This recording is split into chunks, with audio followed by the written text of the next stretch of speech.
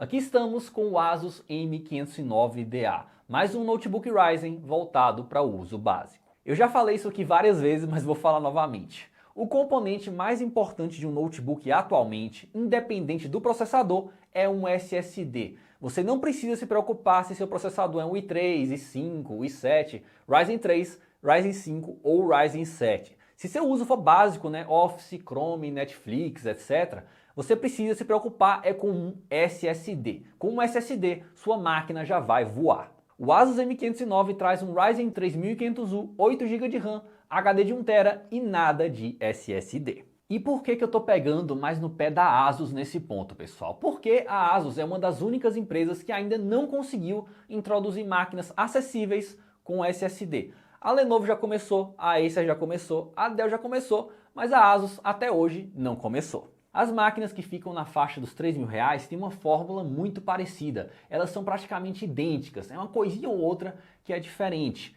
A partir do momento que a Asus não oferece SSD, um preço competitivo e nenhuma opção um pouco mais cara dessa máquina com SSD, fica muito difícil você escolher a Asus ao invés da concorrência. Falando na concorrência, a gente tem o Acer Aspire 3 Ryzen, que tem um preço parecido, um chip gráfico dedicado Radeon 540X que o Asus não tem, e semana passada a Acer ainda introduziu aí novas versões que já vêm com SSD de fábrica. Então a vida da Asus está ainda mais complicada. Eu vou deixar na descrição do vídeo todos os notebooks voltados para o uso básico aí para você escolher entre várias opções. Tanto opções com Intel como Ryzen, como opções também que tem SSD, como também opções que não tem SSD, caso você saiba instalar o seu, E além disso, a gente também tem aqui no canal, pessoal, nossa comunidade de promoções boletando.com. Se você quiser comprar seu notebook com o menor preço, eu sugiro que você acesse lá, que tem promoção todo dia.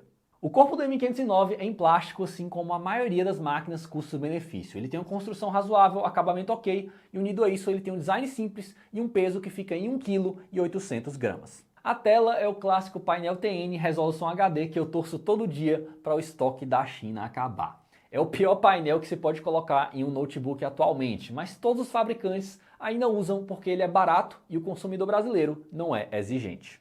O teclado é brasileiro, não é retroiluminado e tem um estilo de teclas mais macias e um perfil que não é tão baixo. No geral, eu achei um bom teclado para a faixa de preço desse notebook.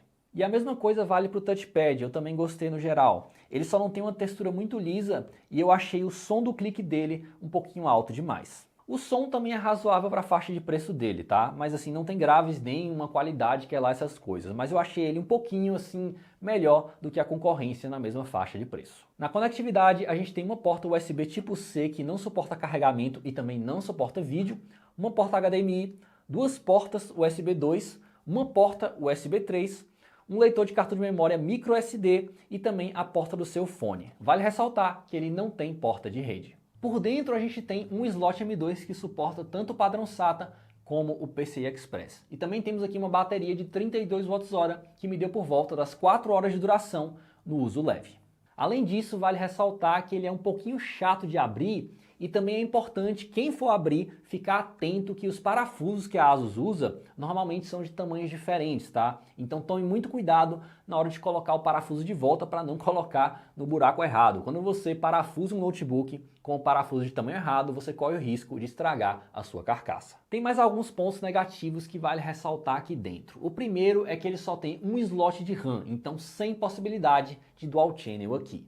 O segundo é o sistema de resfriamento que não tem heat pipe, A gente tem aqui um cooler que sopra o processador de longe, que na minha opinião é um corte de custo assim meio exagerado. Para quem não sabe o que é um heat pipe, ele é um componente que ajuda na dissipação de calor do notebook. Normalmente a gente tem ele conectado a um cooler.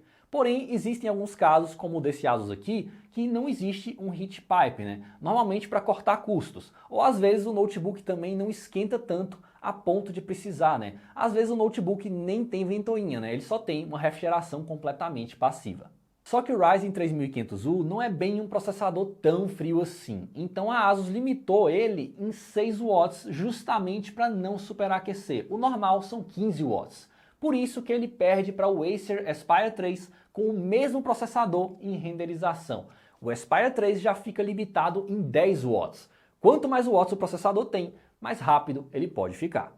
Que fique claro, pessoal, que o Ryzen 3500U não é um processador ruim, tá? O que acontece é que os fabricantes são livres para limitar o processador caso eles precisem. E aqui no caso, a ASUS preferiu fazer o quê? Ela preferiu colocar uma refrigeração mais simples, né? Ou para cortar custos, ou para reduzir o peso da máquina, ou facilitar na montagem, enfim. Ela tomou a decisão dela e aí, por causa dessa decisão, ela fez o quê? Ela limitou o processador para não haver problemas de superaquecimento. A boa notícia é que quem comprar essa máquina não vai sentir esse impacto, porque é uma máquina voltada para o uso básico, né, como eu já falei. O que vai deixar essa máquina lenta mesmo é a falta de um SSD e não o processador limitado. Porém, eu acho importante o consumidor saber quando o fabricante pensa demais no bolso dele e te vende um processador que você não pode usufruir de tudo que ele tem a oferecer. Mas apesar dessa limitação, ainda é possível jogar alguns jogos aqui com os gráficos no mínimo, tá? Se você não for muito exigente. Mas esse não é um notebook voltado para jogos, tá? Então, se você for comprar pensando nisso, só compre se você joga títulos muito leves. Um processador limitado pode até ter suas vantagens se o fabricante for inteligente. A gente pode ter uma bateria com maior duração, a gente pode ter uma máquina extremamente silenciosa e também podemos ter uma máquina extremamente fria. Só que ele não é extremamente nada dessas coisas que eu falei, ele é normal em todas essas coisas, tá, pessoal? Então, realmente assim, eu não entendi o que a ASUS fez aqui, tá? E para quem está pensando em desbloquear o Power para deixar ele mais potente, esqueça, porque ele já fica bem no limite, né? A ASUS deixou, digamos assim, a refrigeração do tamanho exato, né, que ele precisa. Então, se você pensar aí em aumentar o Power, ele não vai aguentar. O grande desafio do ASUS M509, pessoal, é a concorrência, que no momento tem opções melhores. Se você está atrás de uma máquina para uso básico, sua prioridade tem que ser um SSD. E isso o M509 não te oferece. E mesmo se você souber instalar seu SSD, o Acer Aspire 3 ainda é uma opção melhor, porque ele tem uma versão que tem chip gráfico dedicado Radeon 540X, que o M509 não tem. Ele também tem refrigeração melhor, processador mais forte e também a opção de você instalar 2 pentes de RAM. Então você pode ter seu Dual Channel. E para acabar com a ASUS de vez, a Acer ainda lançou na semana passada uma versão, né, desse Aspire que vem com SSD de fábrica. Então ele vai atender aí tanto quem já sabe instalar seu SSD, como também quem não sabe instalar, né? A gente tem aí as duas opções. O que o ASUS tem que a concorrência não tem é só a porta USB tipo C, que não vai ser todo notebook custo-benefício que vai ter. E além disso, ele tem um som que é um pouquinho melhor, né, principalmente em relação ao Aspire 3, e o teclado eu também achei um pouquinho mais confortável, né? Ele só não vai ganhar dos Lenovo, que eu ainda acho que tem os melhores teclados aí entre os notebooks custo-benefício. Mas tirando esses pontos, para mim ele é só mais um notebook assim para uso básico que vai ficar esquecido em nosso mercado. Eu vou ficando por aqui. Um abraço.